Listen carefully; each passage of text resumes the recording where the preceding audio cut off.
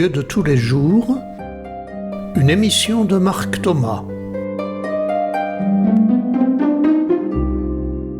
Ce dimanche 15 octobre, l'Église de la Réunion entame une nouvelle étape par l'ordination de son nouvel évêque. Dans cette émission Dieu de tous les jours, je me suis demandé comment exprimer notre gratitude affectueuse à Gilbert Aubry et comment accueillir Pascal Chanteng et rendre hommage à l'Église qui s'engage dans une nouvelle étape de son chemin au milieu de notre monde créole. J'ai alors pensé à l'homélie du pape François devant les évêques du monde entier le 10 octobre 2021. Il donnait des orientations à l'ouverture du synode des évêques. Eh bien, j'ai envie de transposer ces orientations du pape à l'ouverture de cette nouvelle étape du diocèse de la Réunion.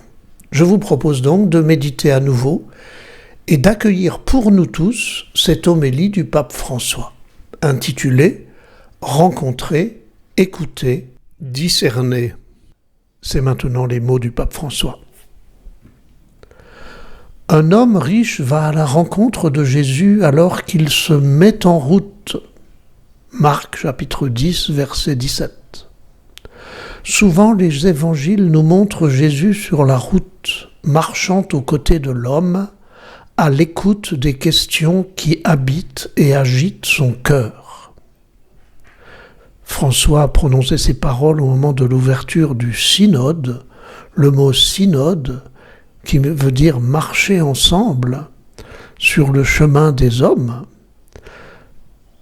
Nous reprenons ces paroles pour cette nouvelle étape de la mission de l'Église où il s'agit de marcher aux côtés de l'homme, comme dit François, à l'écoute des questions qui habitent et agitent son cœur. Et le pape continue.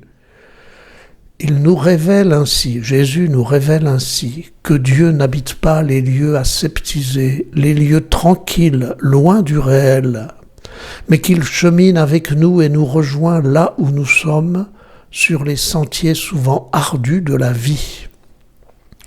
En ouvrant aujourd'hui le parcours synodal, commençons tous par nous demander, papes, évêques, prêtres, religieux et religieuses, frères et sœurs laïcs, nous, communauté chrétienne, incarnons-nous le style de Dieu qui chemine dans l'histoire et partage les défis de l'humanité? Sommes-nous disposés à vivre l'aventure du cheminement? Ou par peur de l'inconnu, nous réfugions-nous dans les excuses du « cela ne sert à rien » ou du « on a toujours fait ainsi ». Faire synode signifie marcher sur la même route, marcher ensemble. Regardons Jésus sur le chemin, qui rencontre d'abord l'homme riche, puis écoute ses questions, et enfin l'aide à discerner ce qu'il faut faire pour avoir la vie éternelle. Rencontrer, écouter, discerner. 3 verbes du synode sur lesquels je voudrais m'arrêter, dit François. Je me permets une parenthèse dans cette homélie du pape François. Je remarque en effet qu'habituellement on pense que la mission de l'Église, c'est d'annoncer l'Évangile en parlant, en prêchant, en enseignant. Habituellement on pense que l'Église énonce la doctrine, les commandements. On attend parfois des prêtres de l'Église qu'ils nous disent ce que nous devons croire et penser. Eh bien ici, le pape met les choses sans dessus-dessous. Il s'agit d'abord pour l'Église, il vient de le dire, d'aller à la rencontre des hommes, non pas pour leur parler, mais pour prendre le temps de les écouter, non pas pour leur donner des conseils ou des orientations, mais pour aider chacun à discerner ce qui résonne en lui. Quel changement de perspective! Mais revenons à la manière dont le pape détaille tout cela. C'est lui qui parle maintenant. Rencontrer. L'Évangile s'ouvre par le récit d'une rencontre. Un homme va à la rencontre de Jésus, s'agenouille devant lui et pose une question décisive. « Bon maître, que dois-je faire pour avoir la vie éternelle ?» Une demande aussi importante réclame de l'attention, du temps, de la disponibilité à rencontrer l'autre et à se laisser interpeller par son inquiétude. De fait, le Seigneur ne se met pas à distance. Il ne se montre pas agacé ou dérangé. Au contraire, il s'arrête avec lui. Il est disponible à la rencontre. Rien ne le laisse indifférent. Tout le passionne. Rencontrer les visages, croiser les regards, partager l'histoire de chacun. Voilà la proximité de Jésus. Il sait qu'une rencontre peut changer une vie. Et l'Évangile est parsemé de ces rencontres avec le Christ qui révèlent et guérissent. Jésus n'était pas pressé, il ne regardait pas sa montre pour terminer la rencontre en avance, il était toujours au service de la personne qu'il rencontrait pour l'écouter.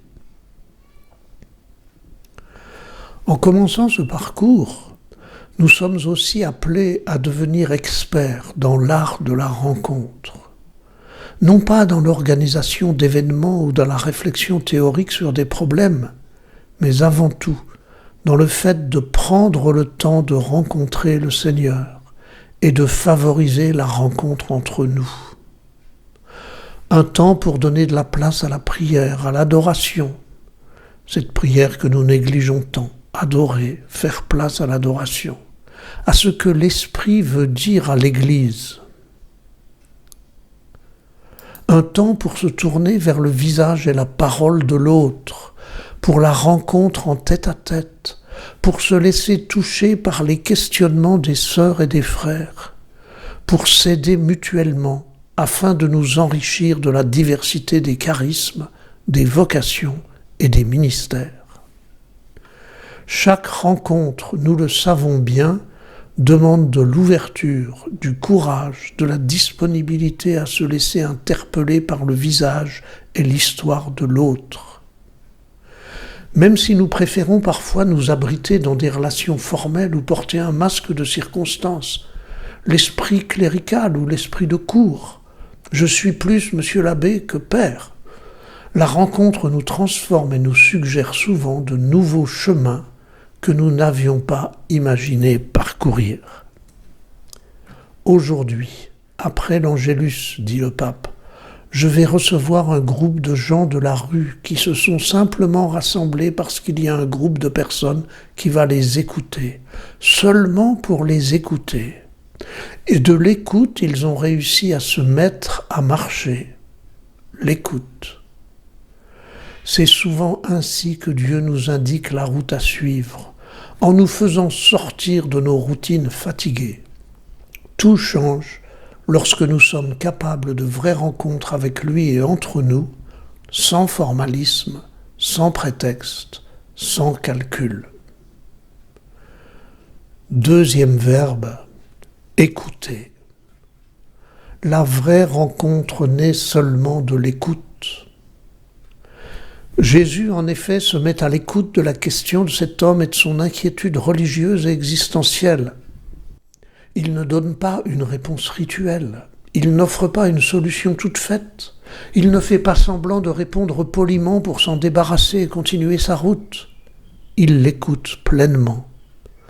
Tant qu'il le faut, il l'écoute sans hâte. Et, la chose la plus importante, Jésus n'a pas peur de l'écouter avec le cœur et pas seulement avec les oreilles. D'ailleurs, il ne se contente pas de répondre à la question, mais il permet à l'homme riche de raconter son histoire personnelle, de parler de soi librement.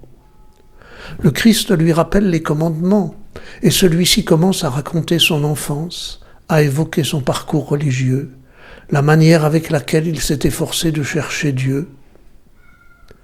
Lorsque nous écoutons avec le cœur, c'est ce qui arrive. L'autre se sent accueilli, non pas jugé, libre de raconter son vécu et son parcours spirituel.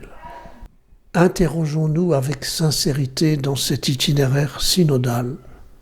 Comment sommes-nous à l'écoute ? Quelle est la qualité d'écoute de notre cœur ?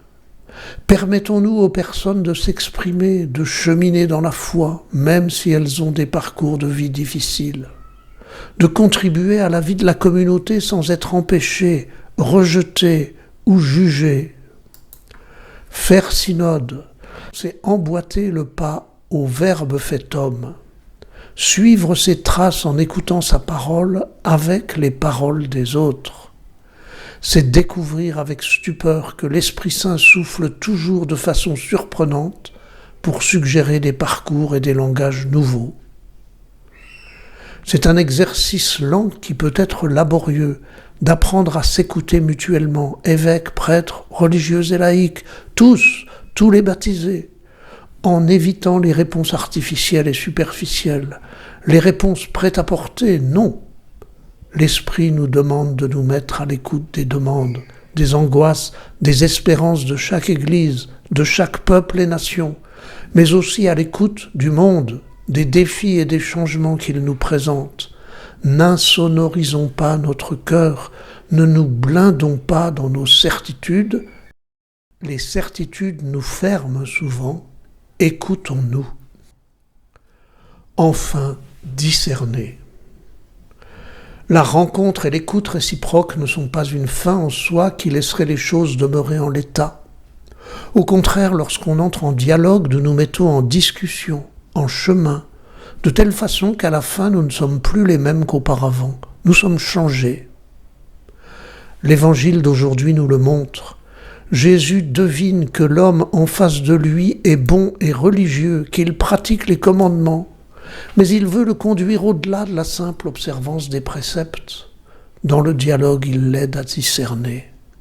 Il lui propose de regarder au fond de lui-même, à la lumière de l'amour avec lequel lui, Jésus, fixant son regard sur lui, l'aime, et de discerner à cette lumière à quoi son cœur est réellement attaché. Il découvre ainsi que son bien ne consiste pas à ajouter d'autres actes religieux, mais au contraire à se vider de lui-même, vendre ce qui occupe son cœur pour laisser de l'espace à Dieu. C'est une précieuse indication pour nous. Le synode est un chemin de discernement spirituel, de discernement ecclésial qui se fait dans l'adoration, dans la prière, au contact de la parole de Dieu. La deuxième lecture d'aujourd'hui nous dit précisément que la parole de Dieu est vivante, énergique et plus coupante qu'une épée à deux tranchants. Elle va jusqu'au point de partage de l'âme et de l'esprit, des jointures et des moelles. Elle juge des intentions et des pensées du cœur. Lettre aux Hébreux, chapitre 4, verset 12. La parole nous ouvre au discernement et l'éclaire. Qu'elle oriente le synode pour qu'il ne soit pas une convention ecclésiale, un colloque d'études ou un congrès politique, pour qu'il ne soit pas un parlement, mais un événement de grâce, un processus de guérison conduit par l'Esprit. En ces jours, Jésus nous appelle, comme il l'a fait avec l'homme riche de l'Évangile, à nous vider, à nous libérer de ce qui est mondain et aussi de nos fermetures et de nos modèles pastoraux répétitifs. Il nous appelle à nous interroger sur ce que Dieu veut nous dire en ce temps et dans quelle direction il souhaite nous conduire. Chers frères et sœurs, c'est toujours le pape François qui parle, je vous souhaite un bon chemin ensemble. Puissions-nous être des pèlerins amoureux de l'Évangile, ouverts aux surprises de l'Esprit Saint. Ne perdons pas les occasions de grâce de la rencontre, de l'écoute réciproque, du discernement.